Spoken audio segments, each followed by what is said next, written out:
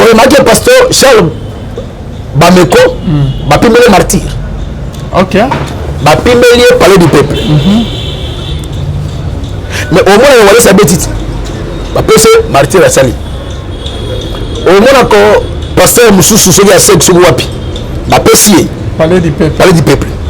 Mais pourquoi Bameko? Papa Levin, il y a un système sur la terre de giments.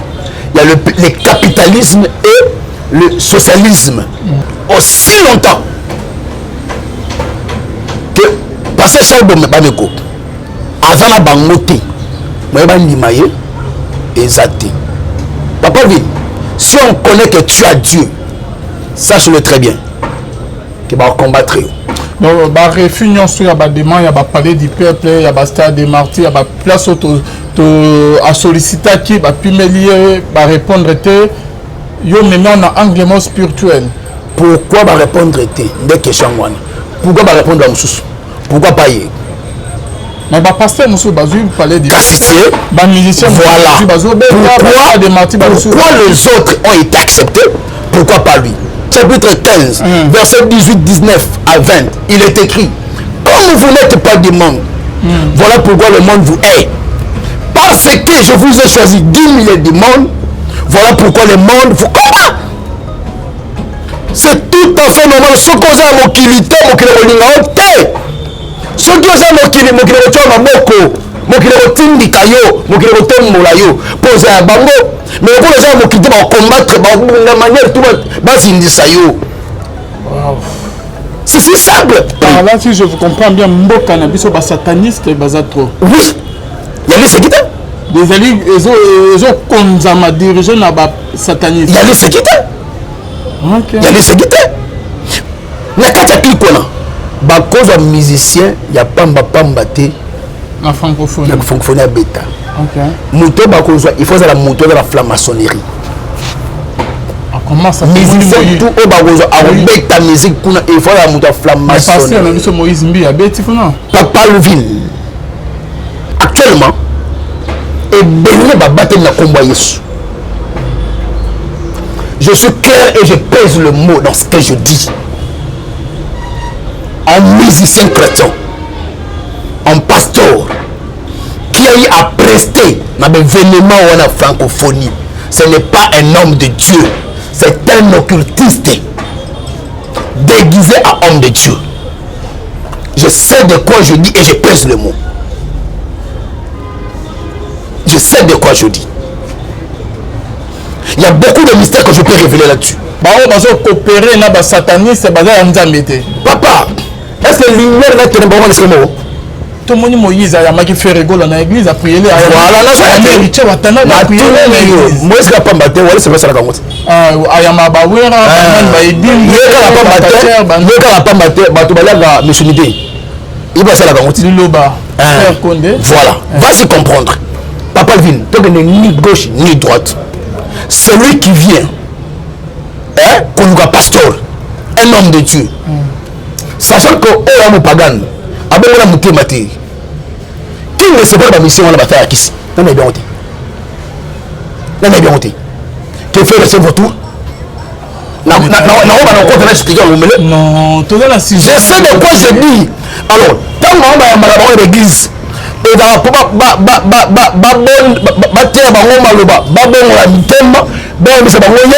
ou bien un occultiste de faire qui sert ailleurs par ailleurs tu imposes le main quel main tu imposes c'est qui bon temps tout le monde a délivré et bien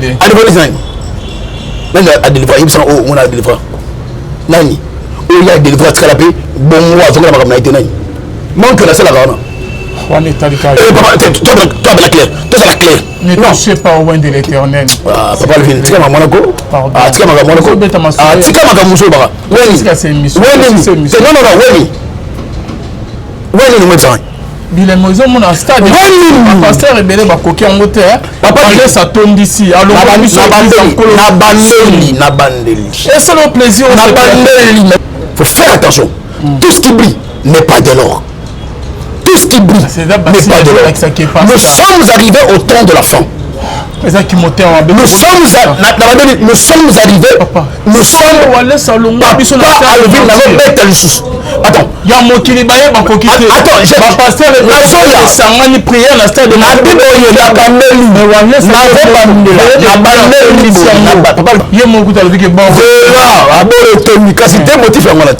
d'après yo, il a dit. Moi, c'est le miracle authentique que Dieu opère. Le miracle authentique que Dieu opère. C'est la fête de Shalom, shalom, bien aimé dans les saints. Un grand merci na bino nyonso bozo na biso de partout. Bonzambe na bonzambe lola ezofuta simana onto ya koloba kenzama boto kwaye. Biso soit finalement sozo service elongo na pasteur Fils Amisia la bouche autorisée de l'Éternel depuis Zurich na filo moko ya motema ya bivens domo depuis longtemps pe na maman Gisèle Lukolo motema papa Emmanuel na Boston. Bonzambe na bonzambe lola ezofuta simana onto ya koloba kenzama boto kwaye. Les soins puis toujours dans le cadre à informer bien aimé dans le Seigneur Église Corps du Christ. Après centenaire, le pasteur Charles Bostra-Bameko a annoncé programme Yasika à l'objet avazonga poto akozonga boete et sengeli ba o bakutana ina yete ba o bazoki temps ya koya prière te en tout cas à l'objet avazonga poto a salisi a annoncé programme Yasika après centenaire. Cette fois ici à cause de la échangeur délimité et c'est cas ninke binonion stuboyebi très bien tout le temps on a parti à partir de 13h, en tout cas les 18, les 19, les 20, donc vendredi, samedi, dimanche, à partir de 13h, on a échangé bien aimé, on a limité, on est partout, et c'est kanini prière et cause à la séminaire et cause à la bonzambe et cause à la au rendez-vous et l'on a pasteur Charles Bostra-Bameko ba o babenga qui est ba do bagi non pa kutana papa te makamba ba rendez-vous bo monaki interview yo to cela qui na pasteur Charles Bostra lobby kuna na kati ya échangeur ndenga lobaki ke azo yamba ko yamba bino programme ezo pesama en tout cas na ba o nyon sto ba na posa ke ya ba rendez-vous ya kutana papa en tout cas boza déjà ya resepela papa ko yamba bino bo kutana naye akoyama bino boko solo la pe boko leksa moment ya prière pe nzambe ya lola ako sala ya mingi ebele kolera to kutana c'est vendredi le 18 samedi le 19 dimanche le 20 na 13h juste na échangeur de limité bien aimé dans les seigneurs bonzambe na bonzambe lo les ofuta na zanga mote na émission lelo tozali na pasteur David Mputu Kenga qui n'est pas présenté que vous connaissez très bien. Shalom l'homme de Dieu. Shalom papa Alvin. Bonne santé. Nzamba zubatela nzamba na bao ba mono kala. Nzamba pambola biso bana nzambe bisika nyonso tozwami na bandaku partout dans le monde, que la grâce de Dieu surabonde dans nos vies. Merci beaucoup. Merci beaucoup l'homme de Dieu, merci. On nous répondre à l'invitation à Bissou. Nous banons par rapport à l'événement aux ans le social pasteur Charles Bostra-Bameko de l'église La Bonne Semence au Yaouti Paris. Et là on nous par rapport à Milulu. En fait, Nzamba Pambola, le pasteur Charles Bameko, communément bien l'homme de Mopanga. L'homme de Mopanga, 50 de Nzamba Pambola, Bissika Zali. Vous savez, quitter l'Europe pour l'Afrique, pas pour la mission à faire, mais juste pour la convoyer pour Pajango, je ne vais pas donner à tout le monde. En tout cas, Nzambalola a Salaye Bolam, Nzambalola a Pambola Vinaye, a Pambola Libota Naye. Tout ce que je demanderai, et pas à Bananzambe. Vous savez, si vous avez les lots, on se rend compte de l'homme. Na babar basalaka publicité pour bengi sabatu. Badbake na bango moko. Tambola on a 17h, 16h déjà, babar est à plein. Ils partent comme ça sans que babenga bango. Mais bisika bakendaka na bota ba cirrhose de foie. Bisika bakendaka wana bota makambo ibele ndenge na ndenge. Alors soki bisika ya pamba ba okende ba pesa peine ya okende à combien plus forte raison bisika ya nzambe akomé plus forte raison na rendez-vous ya nzambe bana nzambe faut bima na kati ya bassesse wana pe na kati ya ignorance wana. Vous savez to comme na ngonga oyo ba oya nzambe faut ba yebana. Alobi, je connais mes brebis et mes brebis connaissent ma voix. Alors, ce que j'ai moi ensemble, rendez-vous en Goyo. Le 17, le 18, le 19. Le 18, le 19, le 19, le 20. Il y a 3 jours, vendredi, samedi, dimanche. En tout cas, ngala rozala. Donc, yo kozanga te, tokutana kuna, pour na kombo nzambe. Mais c'est pas donné à tous les pasteurs. Les pasteurs qui ont météo dans le ministère, on a beau marché dans l'église, au bandapé facilité on a condima moko ya ba pasteur et puis ça na ba pasteur minti na Congo. Oyebi batu ba sala guerre moko. Quand on dit Christ et le roi le beaucoup. Et là 5 ministères qui représentent 5 ministères. Ce musapi moko katani ko andika ba ninga ou avant besoin ou avant besoin ou bango nyos basanga pour passer la force ya loboko d'où si dans le ministère tu es dit qu'on dit manaté, si dans le ministère tu es dit qu'on se soutenir nous sommes en train d'affaiblir le nom de Jésus-Christ indirectement. OK. Ce qui passait chez Album, Bameko, a aussi la makambo pour na Yesu, pour na batute. Et que nga, naza ya Yesu, naza la rapona Yesu. Oh, mais ce qu'on veut faire la rapona Yesu, nga la la rapona Yesu. D'où tout ça la rapona Yesu. Pourquoi pas le soutenir? OK. Comment le combattre? Lelo, babi tumbe ou tu wapi? Parce que bato belé babo c'est un objectif. Il y a ba vocation na biso. To benama pour na koluka mbongo koluka matériel to bengama pour na honorer kombo nzambe pe ko propager partout dans le monde. Nous sommes esclaves de Jésus au service de Dieu. Alors ce qui est kambu ya nzambe et que nous avons été appelés au service de Dieu, pourquoi pas soutenir? Vraiment. Celui qui ne soutient pas n'est pas de Dieu. Allez-y comprendre. OK.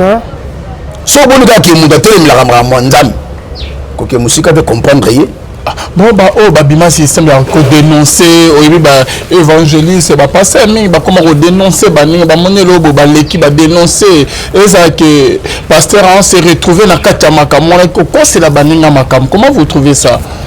Ko dénoncer et ça ma bête. OK. Parce que Bible recommandé encore. Tout à fait. Le problème revient à ce niveau. Motif ni ne tindi kio au dénoncer. Est-ce que ce que tu dis est ça vrai ou faux? Parce qu'il y a la dénoncer. Est-ce que ce que tu dis est vrai ou faux? Actuellement,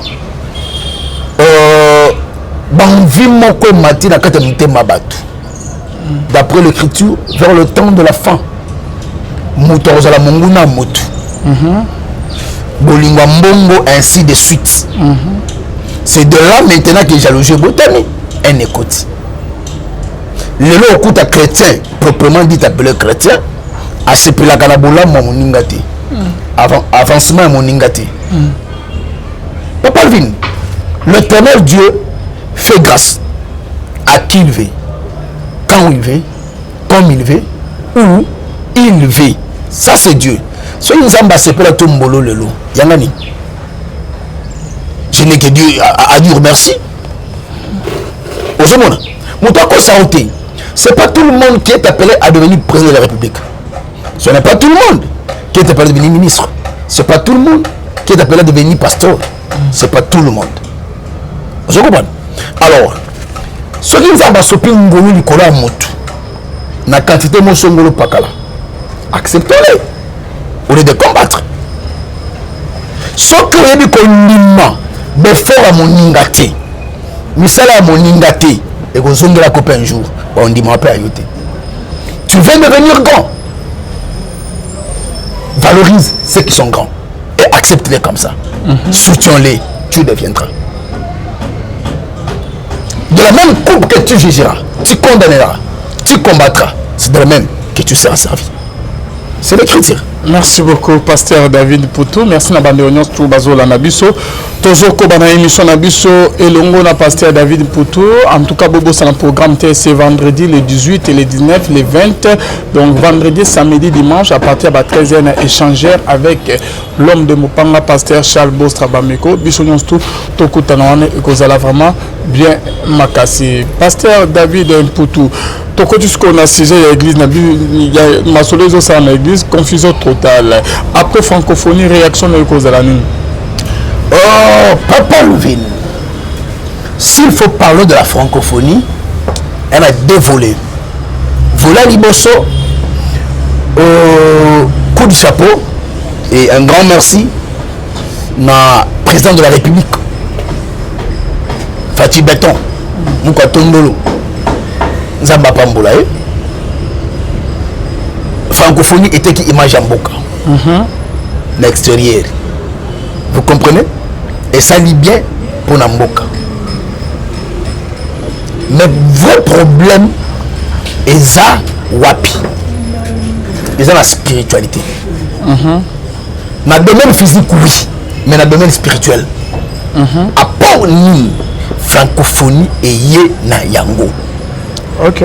C'est là où on doit se poser des problèmes, des questions. Alors, francophonie, sur le plan spirituel, et yélibiso, nini. Lorsqu'on parle de la francophonie, on comprend directement que l'origine est de la France, non? Deuxièmement,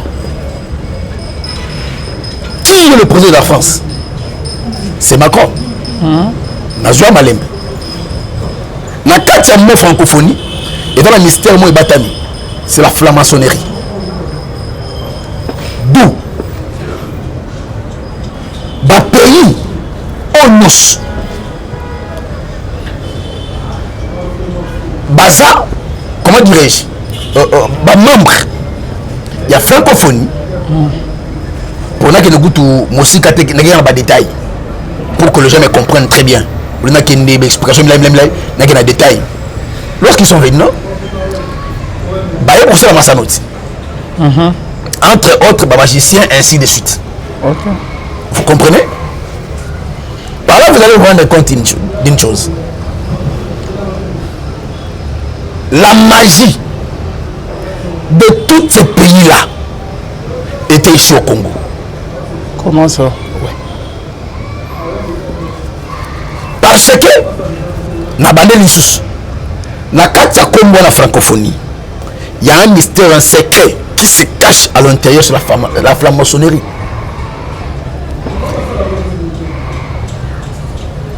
Or actuellement, celui qui est à la tête de la franc-maçonnerie, et ça ndeko oyo ya président de France ou to na Congo ya Macron.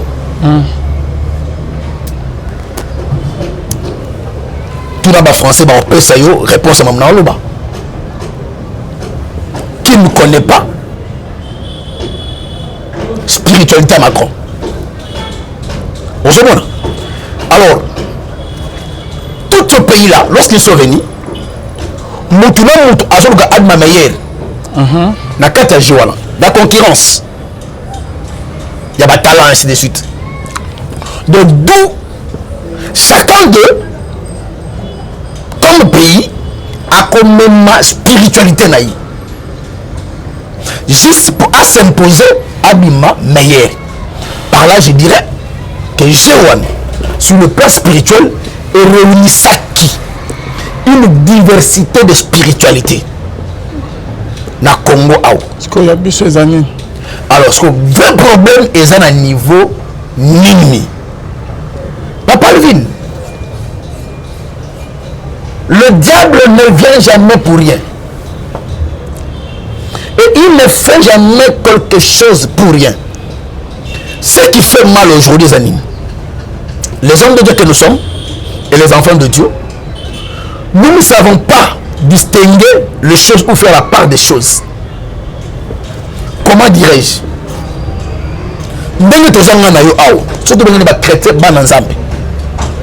Nous sommes censés nous Nzambe a tiré gloire.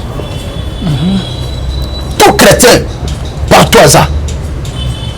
Et l'autre que ça dans la vie, il faut éterrer en Nzambe et en Nakati. Quand il n'y a pas l'intérêt de Dieu à l'intérieur, sachez-le que c'est pour l'intérêt, il y a diable. Parce que si tu as un tombeau, il y a 2 livres où on va présenter les boussons à Bissot.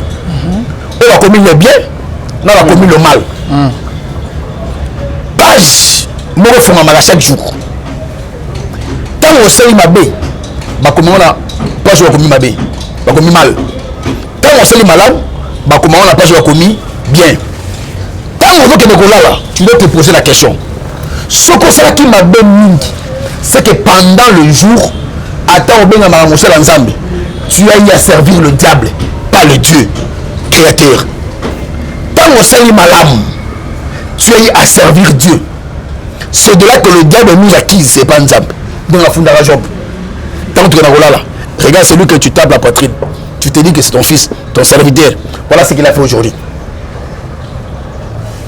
L'autre, on va voir le loin des coulous. Toujours c'est des coulous chaque jour. Il connaît ma bien à Bissou. Comment? Toujours c'est un. Oui.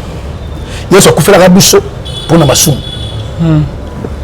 Et à chaque fois, tout ça, la kamabé, tu rappelleras ce coulous. Ou un dimanche kotika, a mis comme ça esclave, a mis ma film, a mis comme les coulous, potobika. C'est-à-dire, tant tout ça, la kamabé, il est censé avoir l'imbisabisso. Mais par quel moyen? Par la repentance.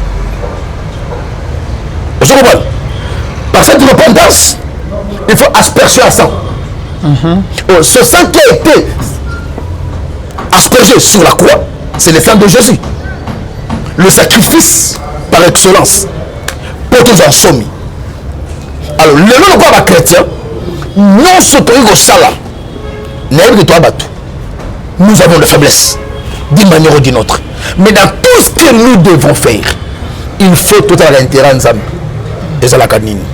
Par là, je vais dire quoi? Namakamba francophonie intérêt ensemble. Point d'interrogation. Vous comprenez? Nazoya. Vous allez remarquer que les enfants de Dieu sont partis. Beaucoup sont partis. Bagala Salani, point d'interrogation. Vous savez, Papa Louis, tu sais quand est-ce que les portes du ténèbre font manager Moutou? Exode 3, à Matin à Montagne de Reb, à Moni Vision, Bouchardin, à Poussani, Baébissé, Longola, Sapatou. La terre auquel tu te tiens est une terre sainte. Elle est sacrée. Il y a des milliers qui sont animés et habités par les esprits. Ce n'est pas pour rien. Paul, il y avait des places où serait la terre au colo. Dieu l'interdisait de ne pas prêcher. Vous allez me dire quoi? Que ce peuple-là n'avait pas besoin de la bonne nouvelle. Tu vois, c'est pas pour rien Paul nous a dit Botsaka Maboko par précipitation. Tout ça est lié à la spiritualité. Papa Lvin, mais si quand on y a makolo, il faut contrôler. Mais si quand nous sommes condamnés, mais si quand nous sommes contactés, aujourd'hui Makamou Eza est belé na sena moi. La magie et se développe pas. Sorcellerie et se développe pas. Occultisme et se développe pas. Quand les alaka, ndokipo eliayo, faut besoin la famille moko. Nagoliayo. Mais le ce n'est plus le cas. Pour eliayo, avant la besoin de la famille binoté. Ce n'est plus le cas. Quand les alaka pour une mission la sorcellerie, il faut oyangu ba bon mamikati. Oyali pa bon mamusuni. Mais ce n'est plus le cas aujourd'hui. Bako peso la makaka oyo. On latine en autres comme initié. Ok. Je me suis rencontré une fois avec un homme, c'est un politicien. Nanaku. To solo là, pendant que tu es solo là. Un pasteur, politicien, comment? Non, c'est un politicien seulement. Pendant que tu es solo là, Azui Mwindanaye Abomi. À tout moment, qu'est-ce que tu as vu? Et Abomi a appelé ici. Attends, qu'est-ce que tu as vu? Namoni Mundo Koufi et Peli. Abi non, attends. Abomi. Attends, qu'est-ce que tu as vu? Abi obscurité. Appelé ici. Qu'est-ce que tu as vu? Nabi lumière. Il me dit Pona. Je comprends. Maintenant, celui qui n'a pas la connaissance, comme la Bible nous dit, mon peuple périt par faute de connaissance. À quoi il y a quand il y a Moulini à ma bête? À quoi il y a lumière? Vous comprenez? Or, Christ a dit oui. Avant de parler, il faut tourner sa langue 7 fois. C'est-à-dire, il faut réfléchir. Pourquoi? Parce que proverbe de lui, la vie et la mort sont au pouvoir de la langue. Donc, il dit que ton oui soit oui, que ton non soit non. Surtout à la porte où écoute ça va tomber dans la difficulté. Na kati ya passe, na kati esclavagisme, na kati ya bitumba, c'est la bouche, la langue. C'est alors Jésus dit à Béni Matoyi, qui doit réfléchir avant de faire sortir un mot. Je comprends. La parole c'est une force. Le fait de dire qu'elle a appelé lumière. Vous comprenez? Toi tu le dis par ignorance. Mais il y a besoin d'ignorance, il a besoin de l'obéissance. Tu as ouvert une porte. Il y a quoi initié. Donc directement tu es initié. Donc Alina a initié. Na péténos. Comment tu as initié sans que... Sans ton aval. Parce que on a besoin d'avoir la motivité. On peut te dire signe ce document. Tu signes, on te dit tu es à la place de RTL. Tu as dit que mais tu as déjà signé. C'est que ça au boy. Déjà connais la randonnée.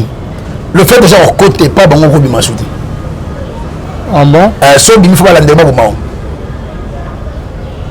c'est comme ça. So au côté déjà. So bini. Faut pas bon mayo. Au côté te bima. Il y a un bébé basigna na bon ti na soura na bon ba ku. Voilà. Le wanzamba ça les grâce. On doit comprendre que la madame qui m'a soukoyo malam et sourire que après la bogo makola bato malam on va sungaye la délivrance. Le cas contraire à kufa okende histoire de signer. Donc par là je dirais quoi? Je disais quoi? Non aux hommes lorsque à la qui sur lumière na molili. Yo le dit que sur pona elo c'est pona. Ça que entre lumière to molili pona. On a fait vieux nino. Petit. Pona yebisa molili to lumière. Vieux blum chose à lango. Ça dit que je ne peux pas na yebiko avant de manipuler ma parole nanga pour jouer ma parole. Ça dit nana ta otanga ni molili ni lumière. Vieux blum chose à lango. Donc nazo yo penza okufa kaboye ta benga la pasteur c'est la kaboye mitalio. Vous comprenez? Donc d'office allez se comprendre que yo pona gini mais na kinyango te ni molili ni lumière ma pona so ponara banina qu'est-ce qui va se passer ma initié le fait de na poni molili to na poni lumière d'office et là on va to bakendaka ne kankar bazala deux mondes bengi de windra kabapondo soko kekuna baoyamba yo na dépliant au kolomba kombo ainsi de suite papa quand tu finis na se au kuta ba tuna yo ba question si bandoto olota ndoto nini est-ce que au solo lota déjà quand na ndoto o mona lumière makasi de moi makasi o kotala ngote est-ce que au solo lota ba bruit à bourdonnement ya mai les dans la kabato ba gena intérieur oyiba et na ba 4 ou 5 heures wana on ko ta ba shit de mai le la kawana ba bourdonnement ya mai est-ce que sur le temps moto sur le temps pépé des trucs comme ça là alors quand tu réponds que na le peut-être le mot il macasse ou bourdonnement ya mai on sait maintenant t'initier par rapport à semence aux anayango. OK par rapport à sémence aux alango. Parce que nous avons 4 forces. Ça, c'est la spiritualité. On a 4 forces. Tous la mabélé. Tous la maï. Toi, la moto. Toi, la moupepi. Même la 4 moto. On a flamme. La flamme. Il y a moto. Au route il y a la 4. Il y a moto. Au route moupepi. Il y a la 4 moto. Mabélé, il y a la 4 moto. Moto, on a un jour, tu vas parler sur Yango. Ce sont des connaissances qu'on avait acquises tant que tu as là-bas. Vas-y, expliquez. Par là, je veux dire quoi? C'est que les enfants de Dieu ignorent. C'est qu'ils n'arrivent pas à comprendre les accords. Mais si Kanyo sautait, moi, Manzambe, à la sensa konyatama kolonaye. Lelo, Batouba continue à quatre ignorance. Ils ne savent pas qui ils sont. Parce que si on te dit que Nazanan, à Koyeba, nous ne sommes pas la salle. Aussi longtemps que crise d'identité, et si on règne la carte à Motu, c'est de là que nous avons Koya, nous avons chité. Peuple de Dieu, vous avez remarqué dans Jéricho, la chanson 6, Bitumba entre Israël et Jéricho. Un ange est apparu. Je sors toutes mes questions. Et sur le montre où il a l'air, ce n'était pas pour rien.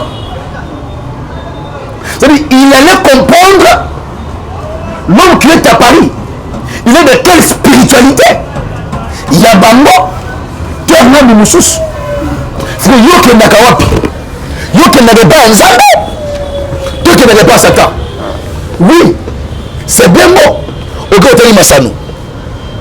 Ok, on a une musique, au Bili. Et ça m'a bêté.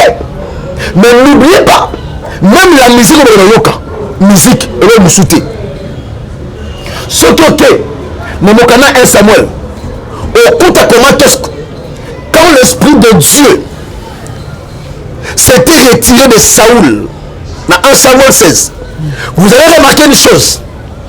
L'esprit mauvais avait habité le corps de Saoul. Parce que pour l'esprit mauvais, il fallait celui qui savait jouer à la harpe, un bon musicien, qui savait faire la cantique. Et pendant que celui-ci jouait à la mélodie, l'esprit ne pouvait pas résister, devait sortir du dedans de Saoul. Ça veut dire que la musique est une force. Pourquoi on devrait chercher cet homme-là, David? Parce que David avait l'onction. Et lorsqu'il chantait, il dégageait l'énergie, ce qu'on appelle les chakras. Il dégageait l'énergie. L'énergie que David dégageait poussait à l'esprit de sortir. Oui, parce que ce dernier avait Dieu. Mais est-ce que la musique de Yokaka? Et ça l'a ensemble. Point d'interrogation. David, on l'a cherché parce qu'il avait l'esprit de Dieu. Et celui où on a la musique, est-ce qu'il a l'esprit de Dieu? Oui. Point d'interrogation. S'il n'a pas l'esprit de Dieu, il n'a que l'esprit. Quel est le but de l'esprit qui est en lui? Et pourquoi l'objectif de la musique? C'est de là que le chrétien doit se poser des questions. Au second, ce qui m'a étonné, on l'a bien, au moment où on a ouvert la francophonie, frère ma soeur m'a donné la musique. Ok. À Bandi, on va venir Egg. Pourquoi Azo Kombe à Egg? Parce que présentement en Afrique et présentement au Congo, celui qui représente la franc-maçonnerie au Congo, c'est Fali. Moutako Santé. Ce n'est pas pour rien. Un président à la personne de Macron, tant moyen dans le Congo, c'est ce qu'il a fait? Qu'est-ce qu'il a fait? Ayaki, voyage diplomatique, non? Mais quand Macron ne voit ses lignes, à Kazu Fali, Babili, na niveau naïe, Azu Fali, Babili, Bakem la Castel. Vous pensez que ils ont Pamba? Non, ils ont Pamba. Il y a beaucoup de choses qui sont cachées derrière. Ces derniers, ils ont représenté Awa. Alors, quand on a commis Awa, il ne peut pas rentrer parce que c'est lui actuellement dans la plateforme franc-maçonnique. Là, si je vous comprends bien, Mboka n'a pas sataniste et trop. Oui, il y a les séquitants. Les alliés, ils ont comme dirigé na sataniste. Il y a les séquitants. Il y a les séquitants. Alors, tant que il est venu à la Congo, il fallait emballer parce qu'il fallait représenter que nous avons Awa. Il fallait pas solo là. Alors, pourquoi Azo Congo na aigle? En réalité, l'aigle, c'est un oiseau. Mais l'oiseau, pas comme tous les autres oiseaux. C'est un oiseau qui prend le terre au-dessus de tous les autres oiseaux. Or, spirituellement, ils ont incarné force moko. C'est laquelle? Les esprits de l'air. Okay. Daniel 10, verset 12 à 13. Homme bien-aimé les point. Car dans le premier jour que tu as compris de t'humilier devant ton Dieu, ta prière a été exaucée. Voici les principaux rois de Perse, les esprits de l'air, m'ont résisté pendant 21 jours. Parmi les esprits dangereux, les esprits forts, il y a les esprits de l'air. Pasteur David, merci beaucoup. Ozo beta du soya ba sataniste qui baza na mboka na biso mingi. Mais tozo le même sataniste là bazo coopérer pe na ndamu ya ba pasteur. Nazoya. Mais on peut expliquer biso avant que tout ces émissions. Nazoya parce que on remarque oui. On remarque la francophonie. Donc on comprend que baza tellement ébélé. Alors les esprits de l'air, il y a un gouvernement.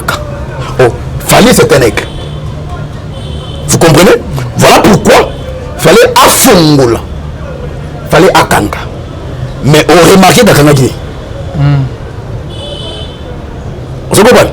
On remarque non, francophonie akanga quitté. C'est faire la clôture, non? La francophonie. On dit pourquoi faire la clôture? Pourquoi fallait aboyer clôturer? Tout bête ma soeur non bien. Vous comprenez? Mais il y a beaucoup de mystères là-dessus. Maintenant, ce qui est un peu compliqué, c'est que il y a 4 clics qu'on a. Bah, cause de musicien, il y a pamba té. La francophonie. La francophonie à bêta. Ok. Moto, il faut la moto de la franc-maçonnerie. Comment ça? Musicien, tout au bagozo, à bêta musique, il faut la moto de la franc-maçonnerie. Mais parce que Moïse Mbi a bêti, non? Papa Levine. Papa Levine. Ce que mon miss n'est balé. Hein? Miss n'est balé. Azo nage n'est balé. Namboloko. Faut faire attention. Ane mbolokote. Ane miss. Actuellement, et béni va battre na combat Yesu. Je suis clair et je pèse le mot dans ce que je dis. Un musicien chrétien, un pasteur qui a eu à prester dans l'événement ou la francophonie, ce n'est pas un homme de Dieu, c'est un occultiste déguisé à homme de Dieu. Je sais de quoi je dis et je pèse le mot. Je sais de quoi je dis. Il y a beaucoup de mystères que je peux révéler là-dessus. Toujours l'émission, la deuxième partie. Toujours quand on est au toujours mais deuxième partie de l'émission. Ok. Message à Souka Kolo Banabandeko Balandio. Message à Souka, on a collé les abonnés. On remarque le pasteur Charles Bameko, Bapimele martyr. Ok. Bapimele parler du peuple. Mais au moins, on va laisser sa bêtise. Bapimele martyr à Sali. Au moins encore pasteur Moussou Soussouli à Sek Wapi. Bapimele parler du peuple. Parler du peuple. Mais pourquoi Bameko? Papa Levine, il y a un système sur la terre de giments. Il y a le capitalisme et le socialisme. Le capitalisme veut dire que les grands doivent se réunir entre les grands. Les pauvres ne peuvent pas entrer dans le rang de grands. On comprendre que tout le monde aussi longtemps que parce que Charles Bameko azana bangote moi bandimaye exacté Papa Ville, si on connaît que tu as Dieu, sache-le très bien qu'il va combattre. Donc, bah réunion sur la demande, il y a parler du peuple, il y a stade des martyrs, il y a place à solliciter qui va pimélier, va répondre yo maintenant on a anglement spirituel. Pourquoi va répondre des questions? Pourquoi va répondre à Moussous? Pourquoi pas y? Mais bah pasteur Moussou Bazou parlait de bah musicien. Voilà. Pourquoi les autres ont été acceptés? Pourquoi pas lui? Pour de diaspora, il faut y aller, c'est faux. Ils ont lié la spiritualité. Actuellement au Congo, les pasteurs qui sont élevés, Bakota Bonganga, Bakota Soloka. Ah bon? Je sais de quoi je dis. C'est que tu peux ça y a des nuls. Mais je vous dis qu'il y a des pasteurs pédés. Il y a plusieurs.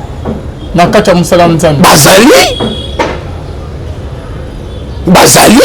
C'est que ma caméra dernière le barazane, on dirait que qui se côté dans l'église et peut plein de pasteur babetaka au pays que maman babeta et là qui se mobo baba que aussi mais banjoyi il y a des nids comme ça. Il y a des nids artistes de nids aussi.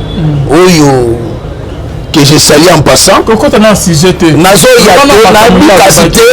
l'artiste de Nîmes que j'ai passé, que je salue en passant, c'est un artiste. Monde, royaume maternel de la royaume unité de la divisé. Vas-y. Par là, je dirais quoi? C'est-à-dire qu'entre Bangola et Babomanaka, entre Bangola et Kanaka, c'est tout à fait normal. C'est tout à fait normal avec Kaba Oya Bango. Indirectement. Donc, tout le monde a qui bon Papa Levine. Papa Levine. Moi, je connais beaucoup de choses. Je connais beaucoup de choses. C'est lui qui gouverne ce monde, c'est le diable. Donc,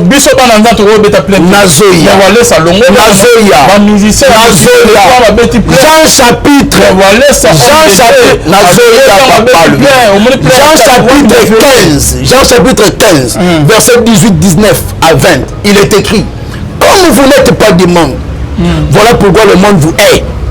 Parce que je vous ai choisi 10 000 du monde, voilà pourquoi le monde vous combat. C'est tout à fait normal. Ce qu'on a mokilité, mokilité, ce qui est mokilité, mokilité, posé à bango, mais pour les gens mokilité, combattre, de manière tout c'est si simple. Le serviteur n'est pas plus grand que son maître. S'ils ont reçu ma parole, ils recevront la vôtre. S'ils ont rejeté ma parole, ils nous rejetteront la vôtre. C'est normal qu'on soit disqualifié. Si tu fais normal qu'on soit rejeté. Donc, c'est mon vérité, mon dernier modèle. J'ai une sœur. Malé mavo ko masola ba c'est to komi na suka. Donc on montre que ba miso bazo accepter facilement. Bazo coopérer na ba kondi, na ba autorité, na ba millionnaire. Des gens qui sont corrompus. Malé mbete. Ba miso peuple que bazo rejeter ba c'est que par verset il y a Bible autorité que ba wana ne ya nzambi. Ba o bazo coopérer na ba sataniste baza ya nzambi te. Papa, est-ce que l'univers là te bon le mot? Tout le monde Moïse a maki fait rigolo dans l'église a prié là. Voilà, là ça héritier watana a prié l'église. Moïse n'a pas battu, voilà c'est pas ça la camote. Ayama bawera ba idin yeka pas battu, batu balaga misumité. Il va ça la camote. Liloba. Frère Condé. Voilà, va s'y comprendre. Papa Vin, donc il n'est ni gauche ni droite. Celui qui vient qu'on nous a pasteur, un homme de Dieu. Sachant que on a pagan. Abongola mutema te. Qui ne sait pas la mission on la bataille ici. Non mais bien honte. Non mais bien honte. Que fait rester votre tour? Non, on va encore expliquer au milieu. Non, tout là si je sais de quoi je dis. Alors, tant qu'on va à l'église et dans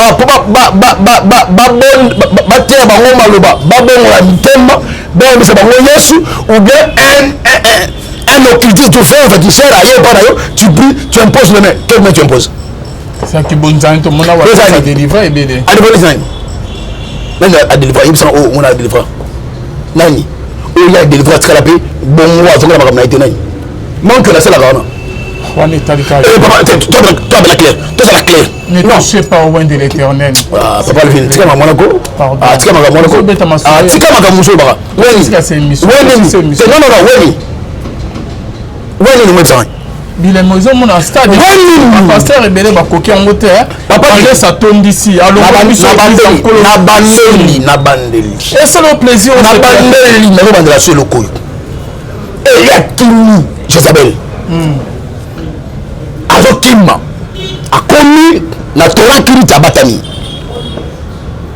Nzamba ebisabi, c'est le toni bana lolika. Donc on va faire le toni banda. Alors que kaki abimi Nzamba ina kakete. Moto kiti abimi Nzamba ina moto te. Tremblement de terre abimi Nzamba ina kiti. Il ne peut pas Kimia. Dieu était là. Il faut faire attention. Tout ce qui brille n'est pas de l'or. Tout ce qui brille n'est pas de l'or. Nous sommes arrivés au temps de la fin. Nous sommes arrivés. Nous sommes attends. Il y a mon qui est baillé dans coquille. Attends, j'ai pas passé le ça m'a prière la stade de la Bible. Papa vient d'abandoner le solo mo. Nazo bandra nabi eloko nako kine mupanziti. Oui, koton du sabbat. Donc c'est la manque de la souka. Et là qui bonzan. Pour ça la manque de la souka. Yé mon goût à le que bon. Voilà, abord toni kasi te motif en malade. Vela ko papa Levin nazoya ok toboite ok il a Dieu nandimi il a Dieu hein d'après yo il a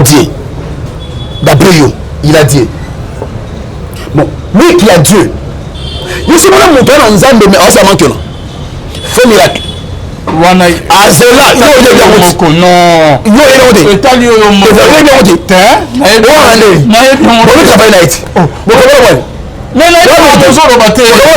mais contre comment on a su oh là là merci d'être témoigner à que non tout ça encore les gars banal on est tellement peut-être ça bangi mo peut-être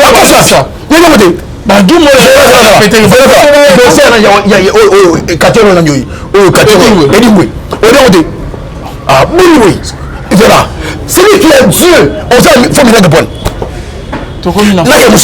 j'ai une message na seconde pour la 2000 donc kala yo kala de solo papa ayi so yo kala de solo et c'est mieux ton dimaye papa Levin c'est la fin de tout ce qui brille n'est pas de l'or tant que vous faites dima yo ne va pas boire l'or c'est être venu il pense caméra pas vérité to ba on travaille depuis la zone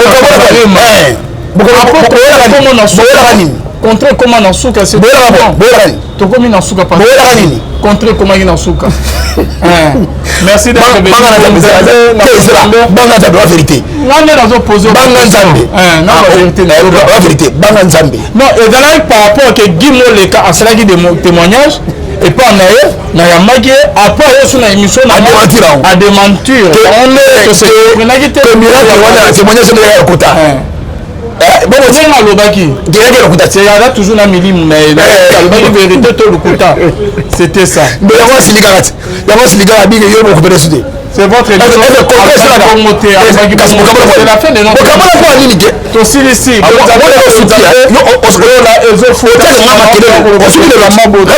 wapi respecter ba mikolo na ope ba ene spirituel papa papa non avec papa non et je commence attends quand moi j'ai commencé le ministère le ministère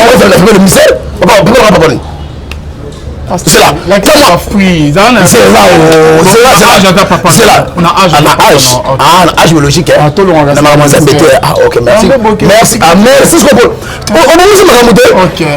biologique j'accepte non avec papa pour moi on est devant nous laisse mon mais déjà celui toqué nous m'avons ensemble c'est fausse maman c'est l'état là c'est vous qui le dites ministère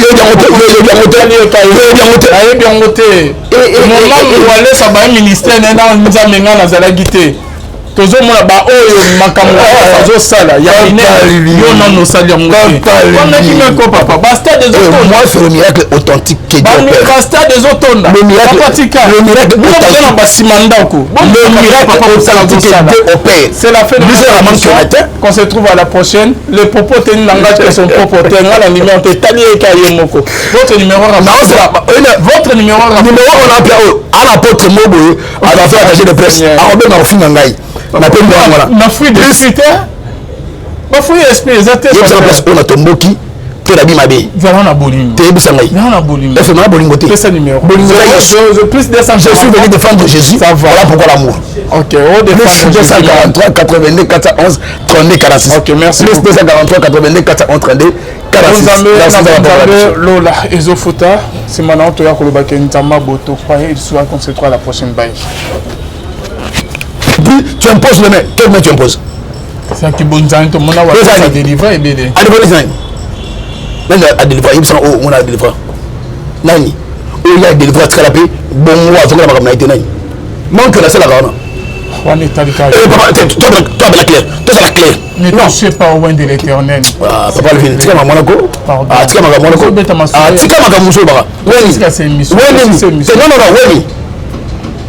oui, nous mettons. Bile mozo mona stade pasteur ebele bakoki yango te papa ça tombe d'ici alors na bandeli et c'est le plaisir na bandeli na bandela sur le coup et ya kimi Jezabel azokima akomi na tora kiri tabatami nzamba ebisabi tseli to libana loleka tango tseli to libanda aloki kaki abimi nzamba ina kakete moto kiti abimi nzamba ina moto te tremblement de terre abimi nzamba ina kiti il peut pas kinya Dieu était là faut faire attention tout ce qui brille n'est pas de l'or tout ce qui brille n'est pas de l'or nous sommes arrivés au temps de la fin nous sommes arrivés nous sommes papa enlevé la bête lisusu attends ya mokili baye bakoki te attends pasteur nazoya sangani prière na stade na biboyo na bandeli na bandeli papa levi na bandeli solo moko nazobandela na bi eloko oyo nakokende mopanzi te oui kotondisa bato okosala manke na suka ezaki bonzambe te osala manke na suka ye moko talobi ke bon voilà abolo tomi kasi te motif yango na ti vela ko papa levi nazoya ok toboyi te ok il a Dieu nandimi il a Dieu hein d'après yo il a Dieu d'après yo il a Dieu bon lui qui a Dieu yesi mona moto na nzambe mais asa manke na faux miracle wana azela yo moko non yo yo etali yo moko yo te na yebi bon travail na iti oh bon bon mais na yebi mozolo bate mais contre comment na suka contre dit na yebi mambo oh là to komi na merci d'être venu témoigner à te que non to ça va mo le gana banane wala tele ba peut-être ba kosela ba ça yo yo te bagi mo le peut-être ya katero na nyoyi oh katero edimwe odote ah bouloué voilà celui qui a Dieu on sait faut me répondre to komi na na ya musafir j'ai une message na seconde pour la 2000 donc kala yo kala de solo papa ayi so yo de solo et c'est mieux ton dimaye papa Alvin c'est la fin de tout ce qui brille n'est pas de l'or tant que nous devons ndima yo ne va pas la poigne c'est être venu il faut ça caméra pas vérité to ba on travaille depuis la zone contre comment na suka c'est to komi na suka pas contre comment na suka merci d'être venu banga nzambe wa vérité ngane nazo poser banga nzambe na vérité na vérité banga nzambe non ezalaki par rapport que Guy Moleka asalaki des témoignages et pas na yamaki après yesu na émission na à démentir on est que miracle wana témoignage de ya kota bon c'est alobaki direct lokuta c'est là toujours na milimu na alobaki vérité to lokuta c'était ça mais yango silikaka binge yo moko pele sude C'est votre émission. C'est la fin de notre émission. Aussi ici. On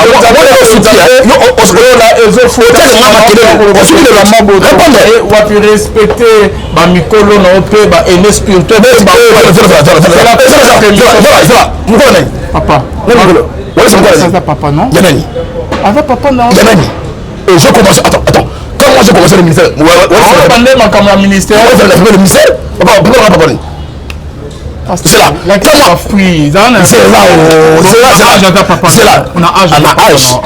Âge biologique. Ah, ok, merci. Merci. Merci. Tant que la biologique, j'accepte, non, avec papa. Pour moi, on est devant nous, laisse mon corps. Je comprends. Mais déjà, celui qui nous m'a montré le CFS. Maman, c'est l'état.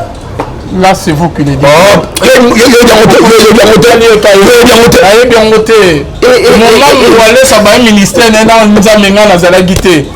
tozomona ba oyo makambo azosala ya ine yo non osali yango te papa basta des autres moi c'est le miracle authentique que Dieu fait basta des autres le miracle authentique le miracle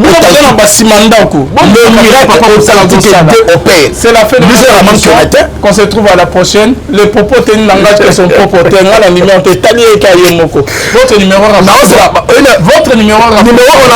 à l'apôtre Mobo à la fin attaché de presse à Robert Mafinangai ma fouille d'esprit ma fouille d'esprit exactement c'est la place où on a tomboki te la bimabe vraiment na bolingo te bisangai vraiment bolingo c'est ma bolingo te c'est numéro je plus de 100 je suis venu défendre Jésus voilà pourquoi l'amour ok on défend 243 82 411 32 46 ok merci plus 243 82 411 32 46 Lola Ezofuta c'est maintenant to ya koloba ke ntama boto croyez il soit concentré à la prochaine baille